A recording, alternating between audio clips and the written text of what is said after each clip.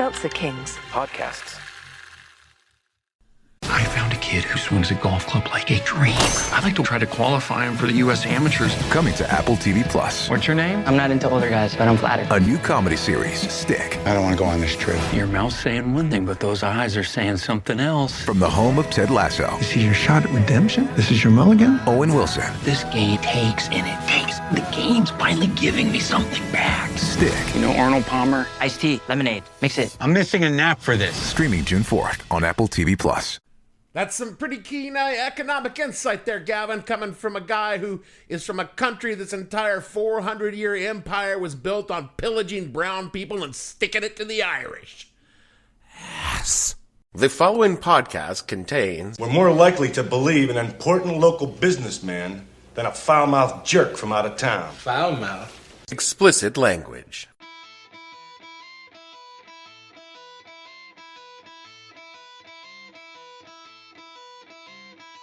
Hello and welcome to the podcast that asks a simple question. When you tried to buy your gas on an odd day but you got an even number plate, what the hell were you thinking? I'm your host Dave Bledsoe and this is episode number 349, Gas, or Gas. No one rides for free. Edition of the show where we talk about the time when America's economy literally ran out of gas. Stay tuned. The What the Hell Were You Thinking podcast is brought to you by the Chrysler Titanic, a car so big it has time zones. When you think classic Detroit, you think big, and the Chrysler Titanic is bigger than that. Weighing slightly more than a Second World War tank and clocking in the gas mileage that needs a fill up before you've even left the driveway, this American classic personifies the Detroit mindset. Yeah, all these cars are huge, but you know what? Fuck it, we'll make ours bigger. Seriously, you could launch an aircraft off the hood of this thing. The Chrysler Titanic. If it doesn't fit in your garage, get a bigger house.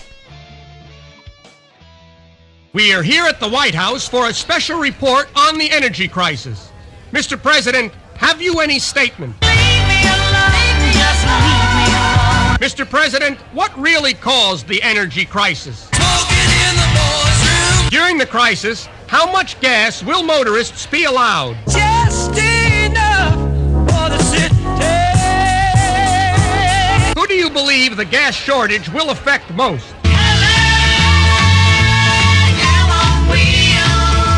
Mr. President, the crisis must be solved. What do you intend to do? Keep on playing those mind games. With me now is the head of the Federal Energy Office. Sir, you hold an important position. What are your qualifications? I'm a joker, I'm a smoker, I'm a midnight toker. Mr. President, have you anything to add? Leave me alone, just leave me alone. Here with me is the new Vice President, Chevy Ford. Sir, how would you sum up the gas shortage?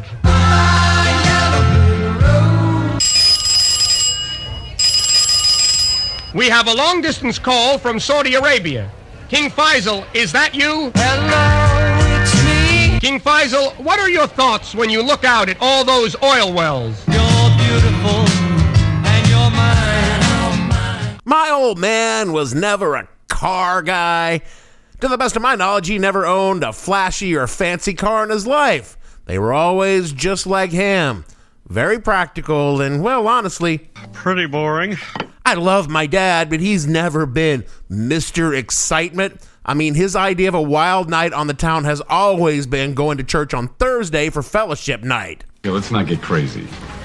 Same for his cars. Lots of sedans in varying shades of brown, solid, dependable, reliable, often purchased used because, come on, who needs a new car?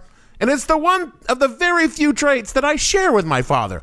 Cars for me have always been a method of transportation, not a lifestyle choice. If I had to guess, my dad was like this because of the 1970s. You see, back in the mid-1970s, my dad went back to college to finish a degree with a wife and 2 kids.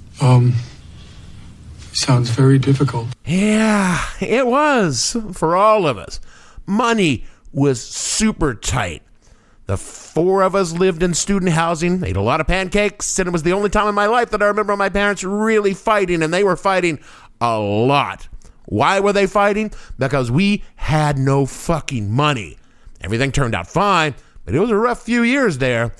Because we had no money, we had to save on pretty much everything, and one of the big things we saved money on was buying an absurdly small car.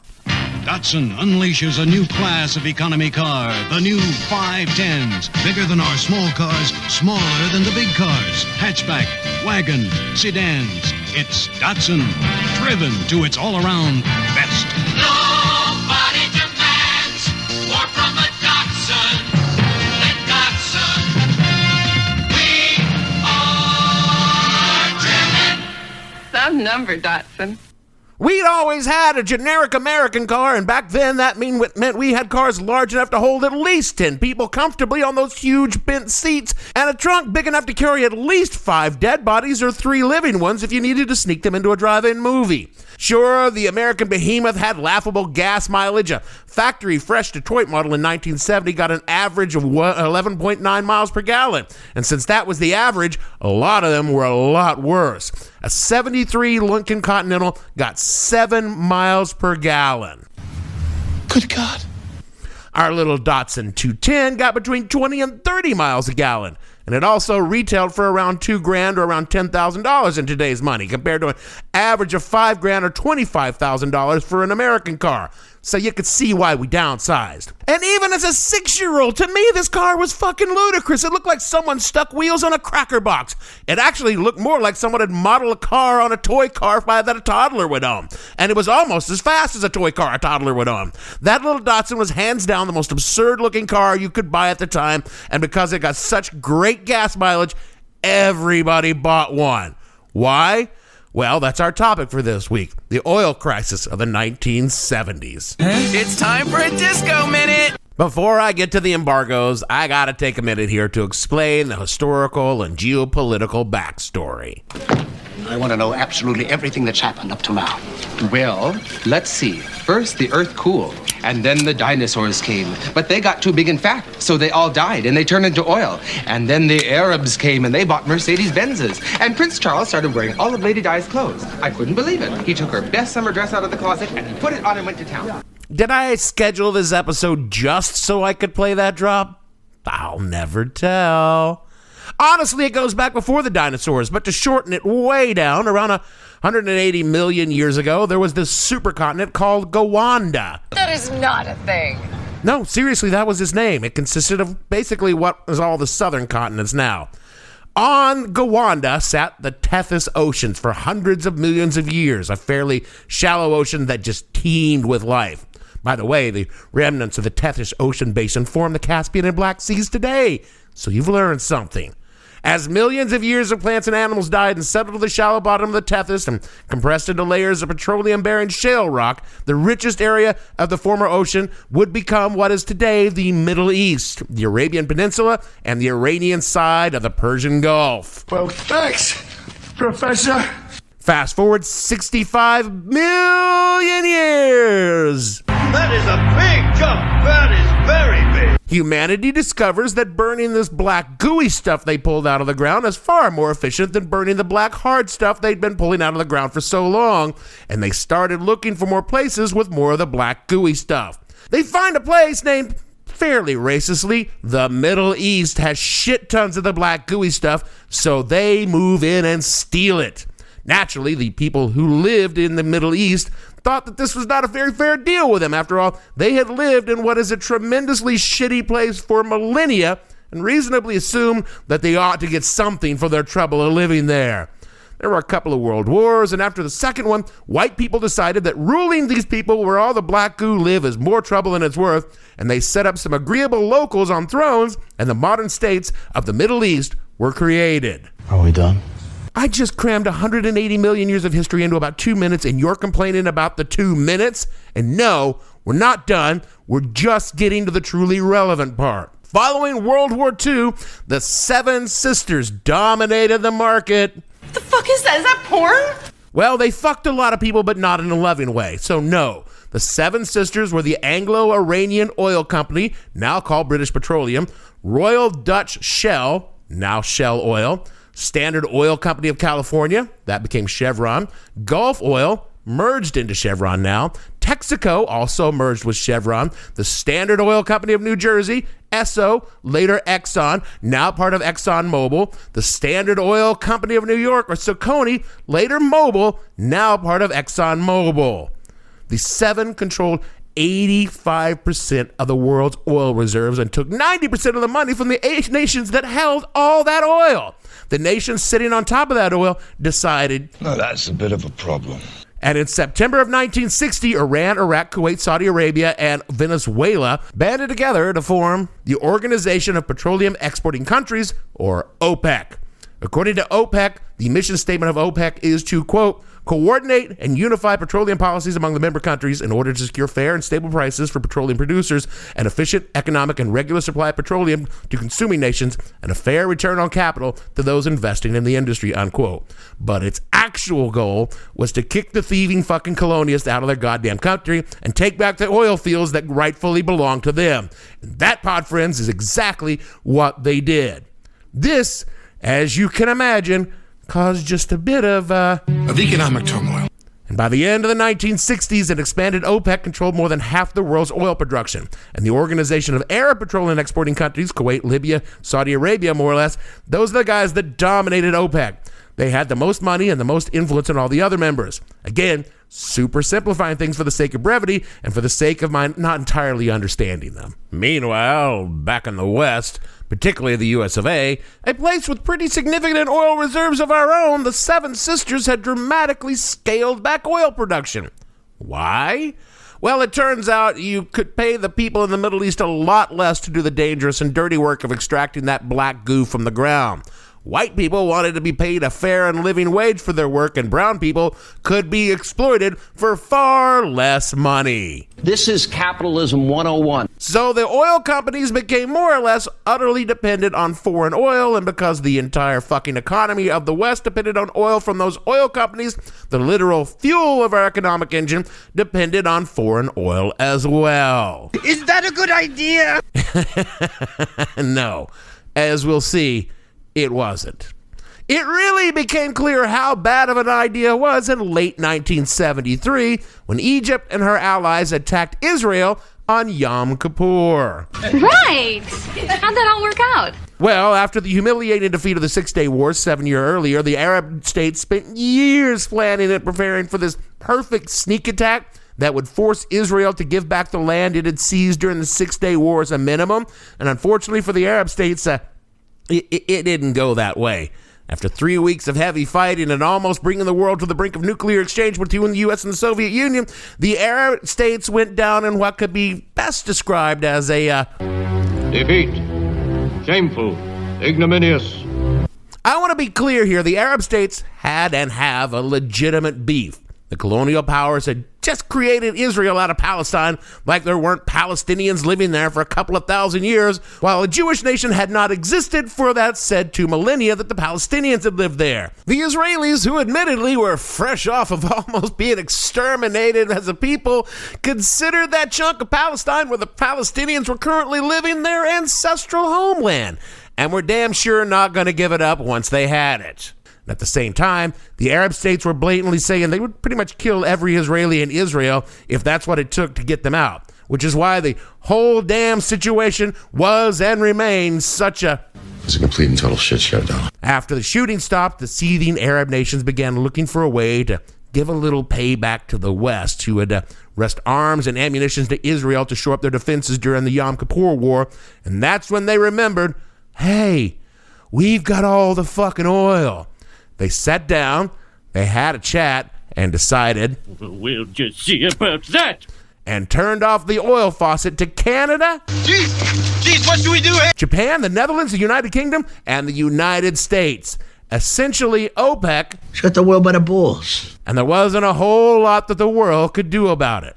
In October of 1973, before the embargo began, the cost of a barrel of oil on the world market was $3. It's around $28 in today's money.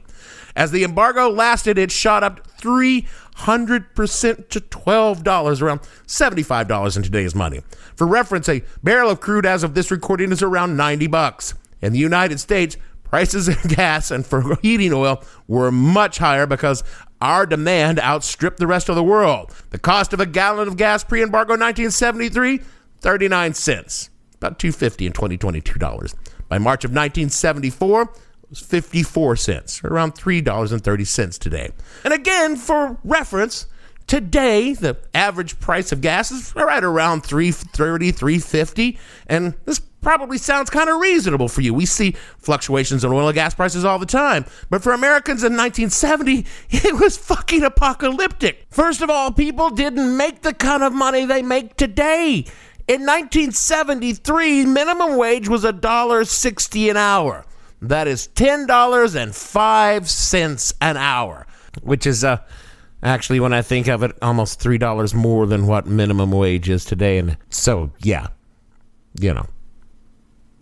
go ahead and work with that. But also, the one sure thing in life was that gasoline was cheap and available. It was writ on stone tablets and handed down by George fucking Washington from Mount Vernon as an article of faith in American life. Now, it wasn't, and no one knew how to deal with rising gas prices, assuming that you could find any gas at all.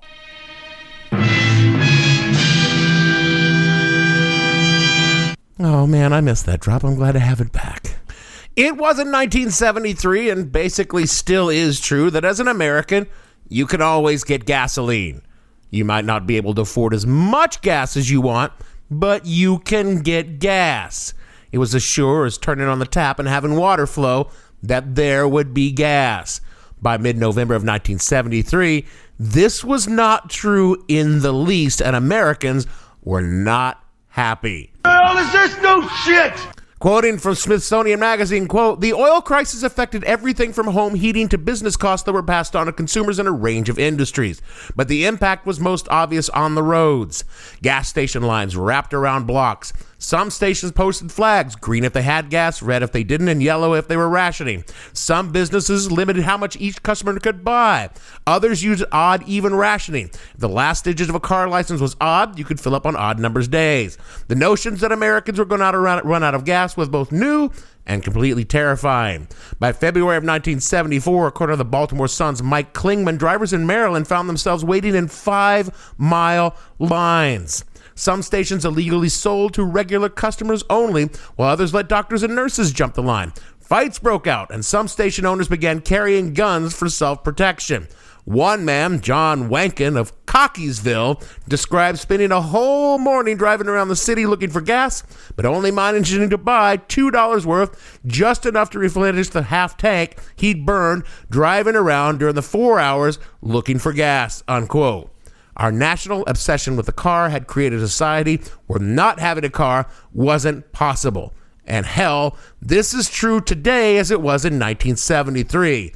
At the same time, since the 1950s, the U.S. government had controlled the price of gasoline. Reeks of communism. Yeah, funny how that back during the height of Cold War paranoia, no one thought it was communistic to control the price of gas, but if you tried that today, see how fast you got ran out of town on a pole. But there was just so much oil back then that no one gave it any thought. No one considered gas mileage when it came to cars. When your tank ran low, you just put more gas in the tank for that artificially low price and motored off into the great American highway bound for glory. Until, of course, the day the economy literally ran out of gas. The 73-74 embargo ended in March of 74, and it didn't force the Israelis to pull back to pre-war borders, and the other oil-producing nations outside the Persian Gulf just couldn't resist the lure of big money by ramping up their oil production. So the embargo officially ended, but OPEC was still able to throttle back production and create scarcity, further driving up prices. Inflation was already creeping up, but it fucking rocketed with this first oil shock right through the roof. It was clear something had to change, even in car-crazy America. From Wikipedia, quote, "To help reduce the consumption in 1974, a national maximum speed limit of 55 miles an hour was enacted." Well, I hate it. Hate it, hate it, hate it. Year-round daylight savings time was implemented from January 6th of 1974 to October 27th of 1975, with a break between October 27th, 1974 and February of 1975, when the country observed standard time. I feel like I should hate that more. Parents complained loudly that it forced many children to travel to school before sunrise. The crisis prompted a call to conserve energy, most notably a campaign by the Ad Council using the tagline, "Don't be foolish." This is from Coach Don Shula. If you're going to win the big ball games, you need teamwork. Now, our country's energy crisis is no game, but if we all work together, it will work out better for all of us. So let's keep our thermostats at 68 degrees or lower. Let's drive under 50 miles an hour and save electricity where possible. If we all help, we'll really be helping ourselves. Please, don't be foolish. Thanks, Coach Shula. Thank you from All America. Many newspapers carried advertisements featuring cutouts that could be attached to light switches, reading "Last out, lights out, don't be foolish." In 1975, the Energy Policy and Conservation Act was passed, leading to the creation of the Corporate Average Fuel Economy, or CAFE standards, that required improved fuel economy for cars and light trucks, unquote. In addition to government-mandated change, American consumers like my dad responded to the oil crisis by giving up their beloved behemoths in favor of small, less manly vehicles. Again from Wikipedia, quote, "The crisis reduced the demand for large cars. Japanese imports, primarily the Toyota Corona, the Toyota Corolla, the Datsun B210, and the Datsun 510, the Honda Civic, the Mitsubishi Galant, what was called a captive import from Chrysler that was sold as the Dodge Colt." Oh, God, those were terrible cars. The Subaru DL and later the Honda Accord all had four-cylinder engines that were more fuel efficient than the typical American V8 and six-cylinder engines. Japanese imports became mass-market leaders with unibody constructions, front-wheel drive, that became the de facto standard. From Europe, we had the Volkswagen Beetle, the Volkswagen Fastback, the Renault 8, and the Renault Le Car. Hurry up, Mabel. We got to get these eggs to the market. Introducing the 1980 Renault Le Car. It gives you great performance without sacrificing comfort. It has rack and pinion steering and front-wheel drive for great handling, and four-wheel independent suspension to keep things comfortable inside, even when it's bumpy outside. All with estimated 30-mile-per-gallon economy. We made it. Renault Le Car. At Renault, we build more into economy cars than just economy. If my dad's Datsun 510 was just an absurdly silly, tiny car, the Renault Le Car made that look like a fucking Lincoln Continental. Jesus Christ, this car was just... The car was so awful that Yugo stole the design. Google it. Google a Le Car. It is just the silliest damn thing you've ever seen, except for their modern counterparts on the street today, which actually I would buy if I could fit into one. Back to Wikipedia, quote, "The Fiat Brava were successful. Detroit responded with, oh, bless your heart, Detroit, the Ford Pinto, the Ford Maverick, the Chevy Vega, and the Chevy Nova. Plymouth came out with the Valiant and the Volare, whoa, which was just a piece of shit. No, they were horrible. My God, every fucking Plymouth and Chrysler product was just a turd on wheels. But not quite as bad as the American motor companies with their homegrown Gremlin, Hornet, and Pacer models. You know the Gremlin from Wayne's World.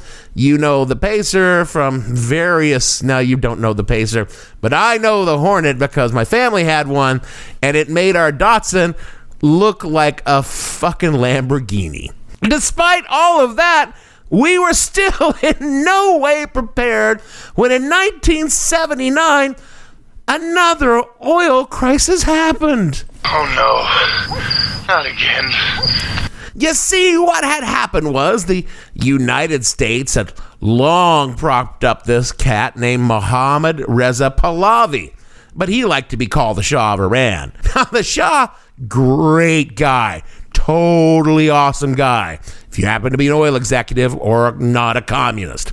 He was so great that when the people of Iran freely elected a dude by the name of Mohammad Mossadegh, who showed great promise in doing things like modernizing Iran with a progressive secular democracy and helped the people of Iran gain a share of their national wealth by, nationalizing the oil fields and taking them away from the British, the CIA and the British MI6 overthrew his government. Fuck that bitch. Yeah, fuck that bitch. And turned the Shah, who was previously a figurehead, into a full-on dictator king.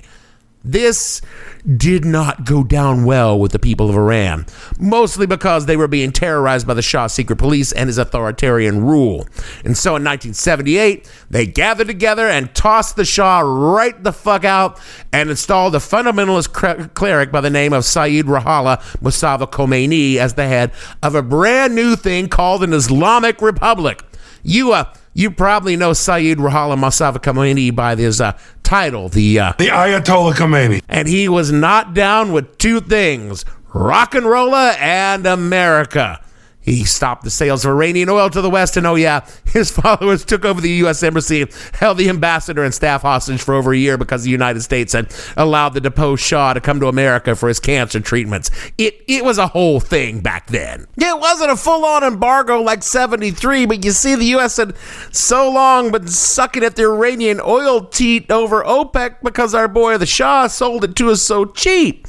And when Iran slowed down, the rest of OPEC didn't really move up production because, fuck you, America.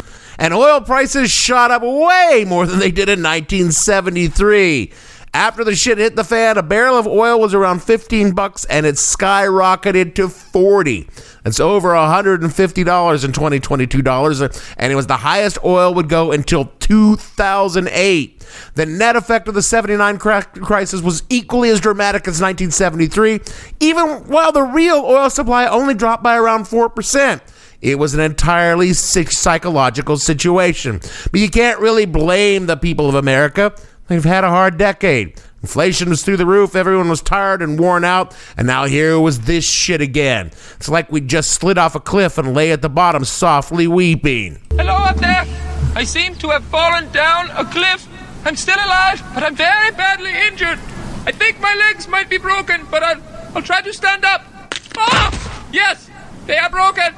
Perhaps you could toss me a Band-Aid or some antibacterial cream. It was though the entire country had a sense of, ennui. No, that's not the right word. A doldrum. No. Melancholy. That's a little closer. It's just a sort of general malaise.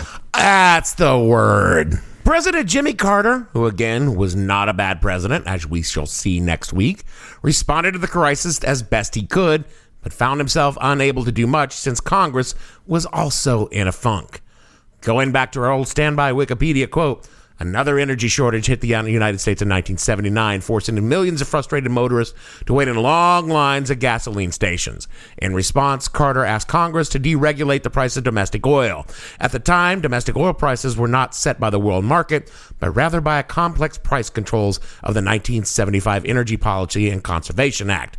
Oil companies strongly favored the deregulation of prices since it would increase their profits. But some members of Congress worried that deregulation would contribute to inflation. In late April and early May, the Gallup poll found only 14% of the public believed that America was actually in an energy shortage. The other 77% believed that this was brought on by the oil companies just to make a profit. What happened to America? We used to see the truth. Sorry. Back to Wikipedia. Carter paired the deregulation proposal with a windfall profits tax, which would return about half the new profits of the oil companies to the federal government. See, we used to tax these fuckers. Carter used a provision of the EPCA to phase in oil controls, but Congress balked at implementing the proposed tax in July of 1979. Oh, that's That's what happened to us. As the energy crisis continued, Carter met with a series of business, government, labor, and academic and religious leaders in an effort to overhaul his administration policies. His pollster, Pat Caddell, told him that the American people faced a crisis of confidence stemming from the assassinations of major leaders in the 60s, the Vietnam War, and the Watergate scandal. Though most of his top advisors had urged him to continue to focus on inflation and the energy crisis, Carter seized on Caddell's notion that the major crisis facing the country was a crisis of confidence.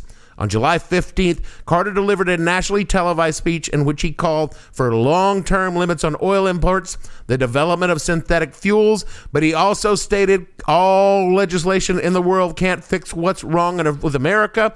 What is lacking is confidence and a sense of community. The speech came to be known as his malaise speech, although Carter never used the word malaise in the speech, unquote. It is a crisis of confidence. It is a crisis that strikes at the very heart and soul and spirit of our national will. We can see this crisis in the growing doubt about the meaning of our own lives and in the loss of a unity of purpose for our nation. The erosion of our confidence in the future is threatening to destroy the social and the political fabric of America. Oh, Jimmy, you were right all along. We just hadn't all got there yet. Jimmy's little pep talk, although to be honest, it was a buzzkill of a speech. It didn't work. In fact, it solidified public opinion that this Georgia cracker had no fucking clue what the hell he was doing, because Americans do not like to be told that they are the problem. And as things got worse with the hostage crisis continuing for months and months and months, that gave us Ted Koppel and Nightline. God, I remember just watching Ted Koppel and Nightline. It's day 340. I'm sorry, I'm really just completely off the rails here with this. But you have no idea how Ted Koppel's hair never changed for like 3 decades. Sorry, going back.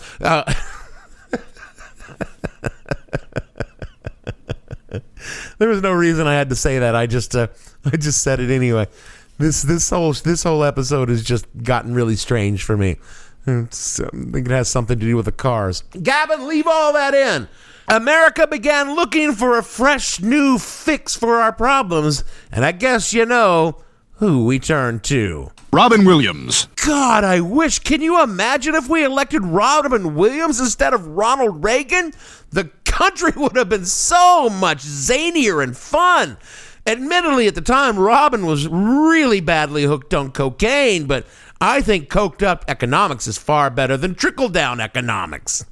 After 1979, oil prices began to slide precipitously as the production ramped up all around the world. New oil fields were discovered, and other nations outside the Persian Gulf joined OPEC, diluting the power of the Arab nations over oil prices. Indeed, this created what came to be called as the oil glut. That sounds disgusting. Which, of course, led to loosening emission standards, increasing carbon-based energy production, which, of course, led to great profits for the oil companies, leading them to finance the research, hiding how burning all this oil, gas, and coal would dry fuck the planet in just a few decades. And, of course, all of our major wars after the fall of the Soviet Union were because of oil. And all of that was caused by a shallow ocean on an ancient supercontinent 180 million years ago. Now you know the rest of the story. What people don't know is that for a hot minute in the late 1970s, we had a chance. We could chart a new course, move away from an oil-based economy, focus on renewables, nuclear power, embrace reduction and conservation. Jimmy Carter installed solar panels on the White House roof and suggested America wear a sweater if America was chilly, generally hinting that we could fix this shit if we just changed our ways a little bit. You know who came along, ripped off the solar panels, told the oil companies to go dig up Alaska and America, not only crank up that thermostat if you were goddamn cold, but you could go ahead and leave your fucking refrigerator door open and air condition the entire goddamn neighborhood if that's what you want, no matter what your dad was saying. Because, yeah, America is made out of money. God bless America and God bless Ronald Reagan. That is how we got to where we are today. Totally fucked, but at least We had Hummers that got 6 miles a gallon in the mid-2000s, and they only cost thousands of lives in 3 wars and the future of humanity on the planet. Oh, they look cool, though. They look so cool. They did look pretty cool. Still getting around to that fix on your car? You got this. On eBay, you'll find millions of parts, guaranteed to fit. Doesn't matter if it's a major engine repair or your first time swapping your windshield wipers. eBay has that part you need, ready to click perfectly into place for changes big and small. Loud or quiet, find all the parts you need at prices you'll love. Guaranteed to fit every time. But you already know that. eBay. Things, people, love. Eligible items only. Exclusions apply. Whatever the occasion, effortless elegance is right this way. Because Hilton brings you new ways to stay courtesy of the Nomad London. And it doesn't stop at award-winning dining in a space draped in velvet and illuminated by vintage chandeliers. No, this day goes beyond with unparalleled personalized service and attentive hospitality. Oh, and did we mention the Nomad London can be booked using your Hilton Honors points at Hilton.com? Hilton, for the stay. That is it for our show this week. You see, this week bridges our little not a series between the Nixon Ford years and next week's show about the man from Plains, President Jimmy Carter. I'm looking forward to explaining to you all the things that you never knew about Jimmy the President. Sure, you like Jimmy the ex-president, but there was a lot to like about Jimmy the President. So tune in next week. Speaking of explaining things you never knew, rate and review the show wherever you get your pods. It will help others find the show and explain a lot about you that they never knew and now really wish that they didn't.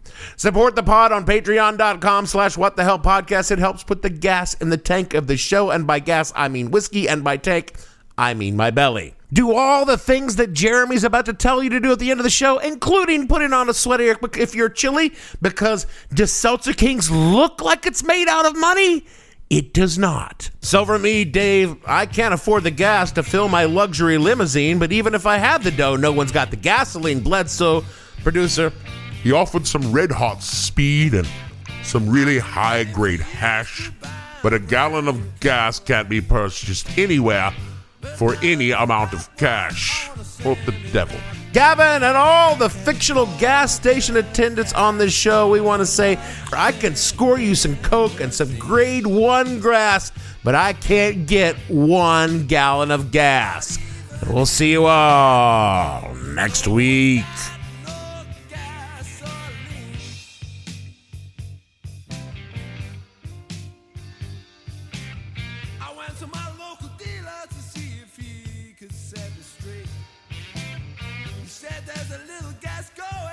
You have to wait till they offer some red hot sweet and some really high grade hash. But a gallon of gas can't be purchased anywhere for any amount. What the Hell Were You Thinking stars Dave Bledsoe and features Gavin St. James and several fictional minions. The show is produced by Kimberly Steele and a part of the Seltzer Kings podcast network. You can find more information on the show on their website, whatthehellpodcast.com, or on Twitter at @thehell_podcast, or on Facebook as What the Hell Podcast. Thanks for listening. I have no ending for this, so I take a small bow. Blame President James Jimmy Carter. Seltzer Kings Podcasts.